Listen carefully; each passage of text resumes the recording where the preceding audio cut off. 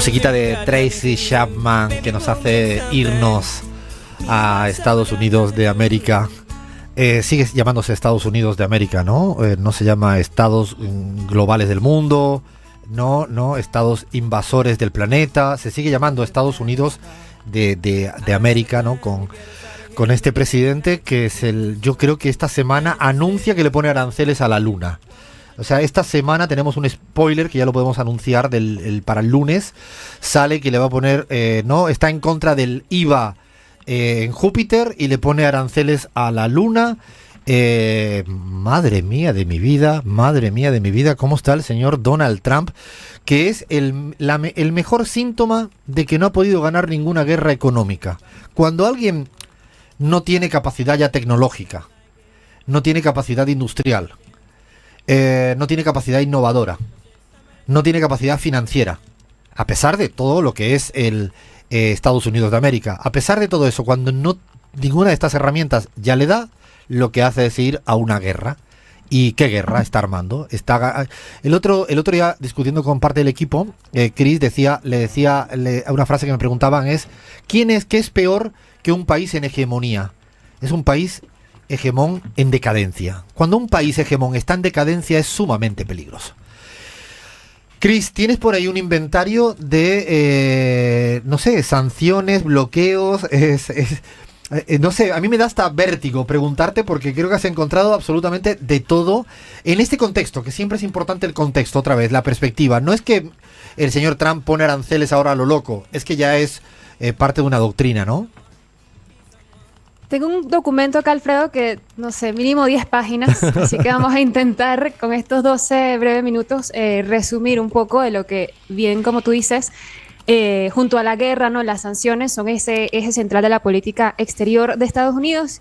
Y quería empezar diciendo que, bueno, a Estados Unidos generalmente se le llama el policía del mundo, y yo añadiría el policía bully del mundo, porque alguien que busca deliberadamente infligir dolor no se le podría llamar de ninguna otra manera.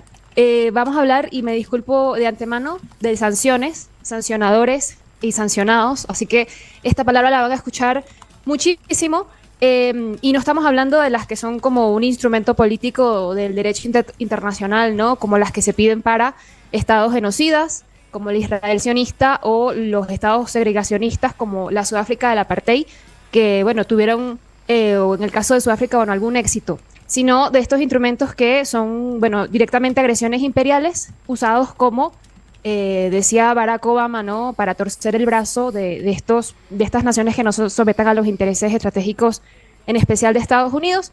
Y habría que empezar remontándonos a la década de los 90, ¿no?, con el ejemplo en el que se impusieron sanciones contra países a los que Estados Unidos consideraba estados rebeldes, el caso de Zimbabue, de Yugoslavia, de Irak, ¿no? Son multilaterales, ¿no? Se hicieron con la ayuda de organizaciones o instituciones mundiales, Naciones Unidas, Organización Mundial del Comercio. Más recientemente se han ensañado contra competidores geopolíticos percibidos, ¿no? El caso de Rusia, el caso de China, y también en contra de países que son, digamos, el epicentro de conflictos de poderes, como es el caso de Yemen y de Siria.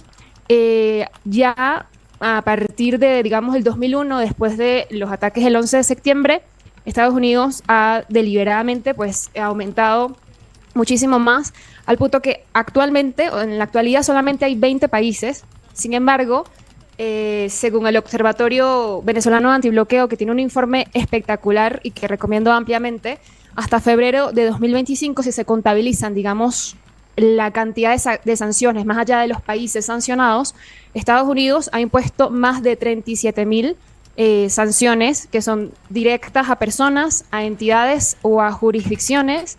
Espera un momento, Chris, porque es un dato de tanta envergadura. Ha dicho 37,000 sanciones, ¿no? 37,000 sanciones, la dimensión, ¿no? Yo me imagino que deberían ya de crear una Secretaría de Estado de Sanciones. Es como un ministerio, en el fondo, porque tienen que tener mucho trabajo o sea, hay mucho tema legal para dedicarse a sancionar a 37,000 veces. O sea, es una envergadura que ya no es algo coyuntural, dejó de ser algo aislado, dejó de ser una reacción determinada frente a un escenario. No, es una leitmotiv, es un eje de su política, es una doctrina. Y lo peor de todo esto es que cuanto más sanciones va pasando, el resto de países se van reacomodando a sus sanciones.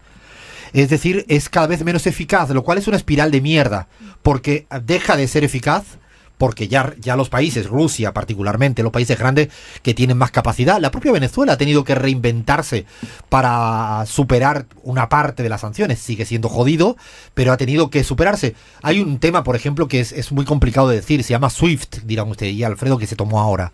El SWIFT es el código interbancario de cualquier transferencia que se hace en el mundo y pasa por Estados Unidos. Si te sancionan el hacer una transferencia entre Colombia y Argentina que tiene que pasar por ese código de Estados Unidos, el llamado SWIFT, porque pasa por la hegemonía que son en términos financieros y militares, bueno, eso te hace tener que derivar una transferencia entre dos países. Eso es más costoso. Pero se han ido armando estructuras paralelas con el tiempo. Claro, ¿eso qué le provoca al señor Trump y a la administración de Estados Unidos? Pues doble sanciones. Es una espiral que yo no sé hasta dónde nos va a llevar, Crismar. Bueno, Alfredo, de momento es curioso porque, claro, uno cuando empieza a pensar, bueno, cuáles son los estados, los gobiernos que son sancionados, y muchos van a decir, sí, Rusia, que con diferencia actualmente es el país más sancionado, 76% de esas 37.000 que hay, y Venezuela es el quinto país más sancionado, tiene actualmente más de 1.000 impuestas en los últimos 10 años desde el gobierno de Barack Obama, pero también hay otros países que uno diría, bueno, no se lo espera, digamos, ¿no? Por ejemplo, México tiene 148 personas que están, o entidades que están sancionadas, además de los aranceles generales que fueron puestos en pausa recientemente, de alguna manera forma una agresión económica. También hay restricciones supuestamente por pesca ilegal, y también en el 2024 el Departamento del Tesoro, que vendría siendo el Departamento de Sanciones, que es el que maneja, ¿no?, este compendio, sancionó a 9 ciudadanos mexicanos y 26 entidades por presunta participación en actividades ilícitas relacionadas con el robo de combustible. Sin embargo, uno, bueno, dice, Venezuela, que es el país sancionado, este informe viene de allá. Pero también, según un think tank estadounidense que opera en Washington, y dudo mucho que sea bolivariano, el Center for a New American Security, dice que, según un informe recién también, 100 países son objetos de sanciones financieras por parte de Estados Unidos. O sea, más de la mitad de los 193 países que son reconocidos por Naciones Unidas es afectado de alguna directa o indirectamente por las sanciones de Estados Unidos. Es, con diferencia, el país que más recurre a sanciones como herramienta de política exterior. Hasta abril del año pasado, Washington tenía 3 veces más de sanciones activas que Suiza y la Unión Europea, que también hay que decirlo, pues son el segundo y tercer sancionador respectivamente. Un dato, Alfredo, durante la presidencia de Donald Trump, la primera, 2017 al 2021, se impusieron más de 3.000 nuevas sanciones, y muchas de ellas fueron, bueno, Venezuela, pero también Irán, Rusia y Corea del Norte, una política que por supuesto no cambió con el gobierno de Joe Biden. Y además en todo esto, o sea, el número de 100 países de una u otra manera sancionados es para un poco analizar y caracterizar cuál es su manera de hacer geopolítica, y este modus operandi el trumperialismo, que ya lo he leído como concepto en algún que otro texto. Son 100 países, 37.000 sanciones, y lo que sí ha cambiado, y es que la Estados Unidos de hoy y no la Estados Unidos de hace 30 años, va perdiendo todos los tipos de votaciones a nivel de Naciones Unidas cuando se tratan bloqueos y sanciones. Es decir, no gana ninguno, no es avalado por la comunidad internacional. Por eso ahora el siguiente paso es ir saliéndose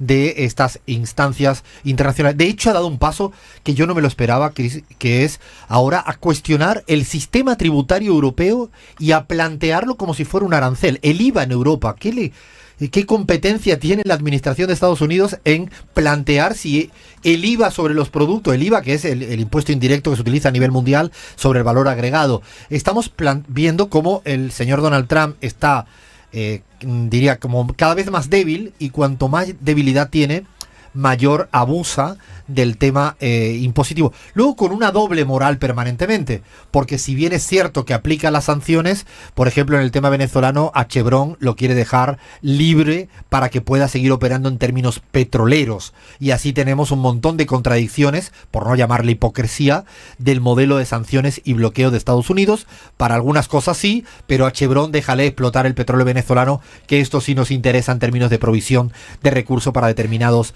estados. Para terminar, Cris, que algún dato más, yo ya estoy como así escalofriante, la batería de datos y la dimensión de las sanciones que está teniendo.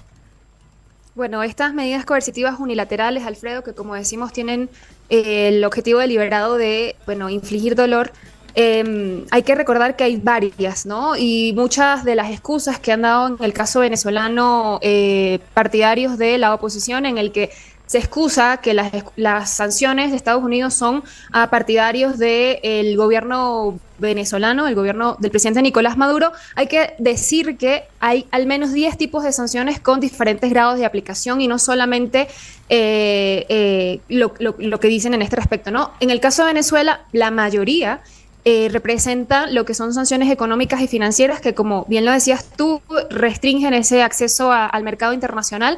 Pero, por ejemplo, Cuba, ¿no? Un embargo comercial y financiero que ya deja de ser realmente sanciones, se mantiene un bloqueo económico y humanitario también, el más duradero del mundo. También hay sanciones a sectores estratégicos, del petróleo, de tecnología, de energía, de defensa, etcétera. Y, por ejemplo, en la prohibición de comercio de armas, entre otras cosas, ¿no? Hay, o sea, muchísimo más material que podríamos estar hablando acá horas, y yo quiero terminar con una frase que la decía la presidenta de México el otro día, y es cómo se le dice a aquel o aquella que pide la intervención, ¿no?, de otro país, traidor a la patria. En el caso de Venezuela, más obvio que nunca, y no nos vamos a olvidar de quienes pedían sanciones para nuestro país. Y si me lo permites, Cris, como corolario, incluso ahora está dispuesto a sancionar a la prensa que no le cambia el nombre al Golfo de México como a él le da la real gana. Seguimos en la pizarra.